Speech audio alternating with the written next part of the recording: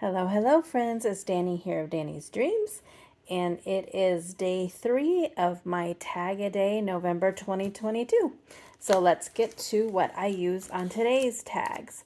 I have wanted this stamp set forever, and I recently just took the plunge and bought it. It's by My Favorite Things. It's called Fall Friends, and it is just so adorable. I can't wait to make some cards with it too, with all these great sentiments. That is the stamp set.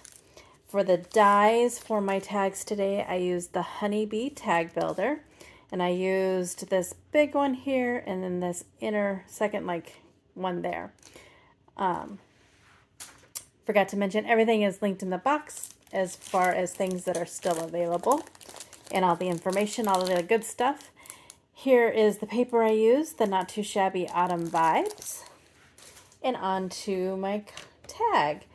So I made this cutie. I put some glossy accents on the pumpkins. I don't know if you can see, so they're shiny. And her little cute squirrel friend. And then I was having so much fun, so I made a second one. Again, I got that glossy accent on the pumpkin, the leaf. I thought they needed just something behind them, so that's where that second tag came in. On this one, the hole is hidden by her, and on this one, I went ahead and put it up there. But I think they turned out so cute, little fall tags, and those little squirrels are adorable, and yes, I just love them. And I am still having the best time with this series. I am so excited and so glad that I took the plunge and decided to try this.